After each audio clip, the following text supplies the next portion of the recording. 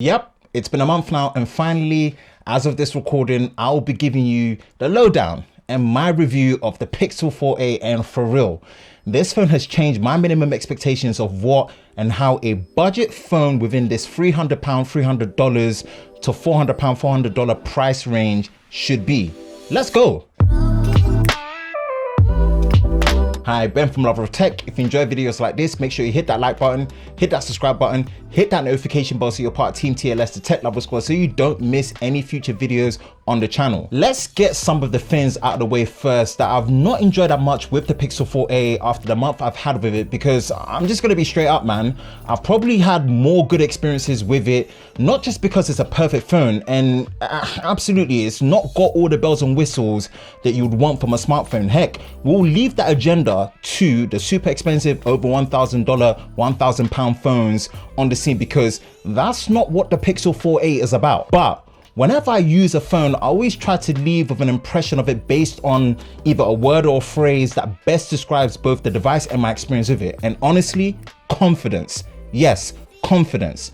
That's what the Pixel 4a has left me with since using it, and that feeling hasn't changed. So you know what, let's get the not so good out of the way before we get to all the stuff that I'm talking about. First one for me has to be the lack of true dual SIM with support for 2 physical nano SIM card slots. Honestly, I've gotten so used to having this feature now at any price point with any smartphone, budget or flagship, that not having it kind of feels like, although not a deal breaker, like why is it not there? Especially when the competition within the same price range have it as well, with, you know, features like software support for dual messaging apps, etc. Look, I'm not talking about embedded SIM, eSIM support, because I keep coming back to this. Not all networks, not all carriers support eSIM worldwide. So you know what, I hope going forward Google will hear this and start adding this to their phones in the future. Next, as you can see, I cracked my Pixel 4a screen. And trust me, man, regardless of the cost of the device, whether it was given to me for free or not, or I paid for it, this is painful, man, and it hurt big time. So yes, you know what, I should have been more careful, no doubt. But again, against the competition, it would have been nice for Google to have included a basic case in the box. Yes, of course, they didn't really have to. And yes, anyone that says that in the comments and about this video, I get it, I agree. But then at the same time, against the competition who supply a case with it, it would have definitely been nice for Google to have done that for sure. Next has to be the lack of an ultra wide angle lens on the camera. And we will get into the camera experience here very soon, which, spoiler alert, it's been really good. Has left me missing the flexibility of that extra ultra wide angle focal length, which is something that you just cannot do through software. And for those that are really telling me that, hey, just step back and get the shot, like bruh, that's not the solution always, man, damn. Last major one personally probably has to be the size and the form factor. And look, legit, I'm gonna be honest with myself, this one is fully reaching. It's fully reaching. Look, I stand by what I said in my initial first impressions when I said that it's been refreshing having to use a phone of this size and form factor.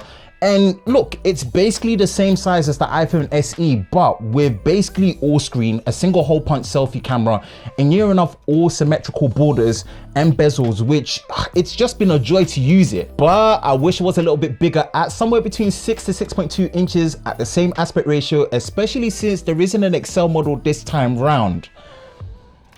That's until they announced both the Pixel 5 and the 4a 5G, which if you watch my thoughts video on the Pixel 5 and 4a 5G, I basically and honestly feel like especially the 4a 5G is pretty much the XL model we got this year around. So hence why I said with this last point, I am fully reaching, so really don't mind me saying it. I'm just saying it just more for me. That's mainly it for the things that really got to me when using it over the time. Now, let me give you the good, because wow, this Pixel 4a is my new minimum standard and expectation of how and what a budget smartphone should be, especially on the Android side. The design.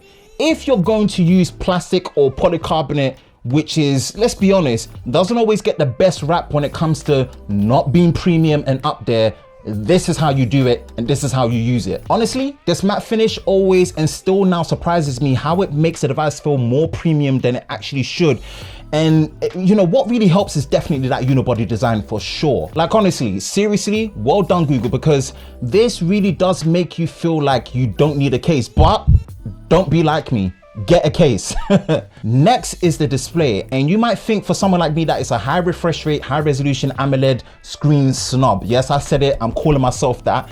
Like myself, you know, using such displays all the time, you might think, you know what, coming down to a full high definition plus 60Hz AMOLED display was going to be a pain.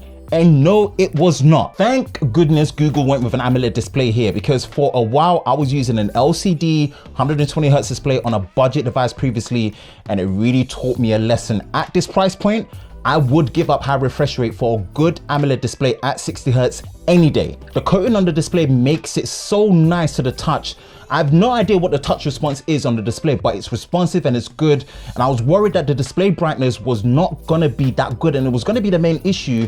And yeah, that's true. I mean, it's not boasting any crazy over 1000 nits of display brightness, but the perceived brightness is good enough, even though you kind of have to max out most of the time, especially when you're outdoors. The haptics are way better than I expected at this price point, where it really surprised me because I didn't think they were going to focus on this area to be good at this price point at all. But I'm glad they did, because the difference it makes to things like typing, when it comes to the feedback, especially the overall OS experience, is just so good. Software support, and this is where the 4A is probably going to have better long-term software support than some higher end flagship phones on the Android side. Not just from, let's just say, the long-term point of view, but from security, OS features, OS versions, especially being a Pixel device as well. Day one on-site over-the-air updates, which is exactly what I got with the Android 11 on the Pixel 4a. Performance and battery, and again, the 4a has really debunked my worries on if it's not a flagship chipset, then again, inside it, your experience is not going to be good when it comes to the hardware and the software together. But honestly, the decision to have 6 GB of RAM and using UFS storage has made the difference in allowing the 730G and the Pixel Experience UI to run really fine. Look, let me come back to reality. I'm not saying it will outrun a flagship phone, but let me clarify this. For me, as a person that is using bleeding edge hardware on the phone side, switching between the top end and then back down to the Pixel 4a simultaneously at the same time, I never felt like the experience drop-off made me not like using this phone. Now, initially, when I updated to Android 11, maybe it was all in my head, or maybe the perceived way I was using it or change it, but I did feel like maybe the battery wasn't as good as it was before. But actually, after a few days of the update, maybe it learned my usage patterns with the new update. The battery life pretty much day to day felt the same, or in some cases, a little bit better than before. So honestly, that capacity of 3140 milliamp doesn't tell the full story of how good the battery is on this 4a. Now, the best part till last, and this is where the confidence really comes from when it comes to using the Pixel 4a, which it's no surprise, it's the camera. Honestly, as someone who does proper professional photography, I've never really leaned on my smartphone to need or have the best of the best camera experience, as I usually use my proper pro gear to get the shot that I want. But man, the biggest compliment I can give to the 4a is that it's made me fall back in love with mobile photography, and also the simplicity of it especially. Honestly, what surprised me the most was the color accuracy, the dynamic range, the beastly night sight photography, which is so far the best I've seen on any smartphone. And for me to say that, and it's coming from a budget phone, that says a lot. The detail in the photos without crazy over sharpening, the swagger and that stylistic look to the pictures with that cool contrasty finish to images, which honestly, subjectively, might not be to everyone's taste and liking, and I fully respect that, but personally, I actually kind of like it. The massive improvement to audio when recorded in video, and last but not the least, has to be portrait mode for both the main and the selfie camera, and the incredible video stabilization that you get in the recording modes. Look, again, don't get me wrong. Like I said before, this is not the bells and whistle camera experience from a hardware perspective and a software point of view. That's not what it's trying to do, or what the Pixel 4a is trying to be. Let me give you some examples to clear the air, right? For example, the lack of 4K video on the selfie, or even 4K 60 at all. No ultra wide, no dedicated zoom cameras, and definitely not that lovely 2 megapixel depth and macro lens that we all want and love. Yeah, look, please, that's a joke. Before anyone comes after me like that was a joke when it came to those last two sensors. No dedicated manual or pro mode for video and photo. Clearly, this is not the full fat approach for a camera experience. But man, it is focused on making the experience more fun, easier, with a better assistance and guarantee of getting the best end user results every time you launch and use the camera. Like, let me drop some examples, little stuff like this, right? In addition to having an electronic software leveler with haptic feedback to make sure your pictures are always straight and leveled, and things like on-screen prompts when taking pictures like selfies to make sure you have the best angle. All simple but nice touches when using the camera. All right. Let me wrap this up and say this, right? As someone who mainly upgrades practically every year and is always using the best smartphones at any given time, if you told me I had no choice but to use the Pixel 4a as my only device for any reason at all, trust me, I would not be upset, because although based on the currency exchange of dollars to UK pounds, I reckon the Pixel 4a should be cheaper in the UK at somewhere between £300 to £329. Yes, I know it's another reach, but hey, if you don't mention it, then I guess why not, innit?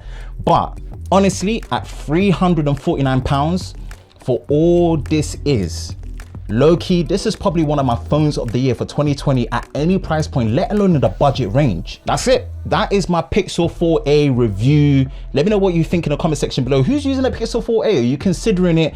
And now the whole Pixel lineup has come out, man, from the 5, 4a, 5G and the 4a. Let me know what you think of the Pixel lines this year, man. I'm thoroughly impressed. And although not perfect, man, these phones are doing the work. So yeah, man, let me know in the comment section below. Hope you guys enjoy videos like this. And again, if you do, you know exactly what to do. Hit that like button, hit that subscribe button, hit that notification bell so you're part of Team TLS, the Tech Lover Squad, so you don't miss any future videos on the Lover of Tech channel. It's me, Ben. Hope you guys are safe during this time. I will catch you in the next one. Peace.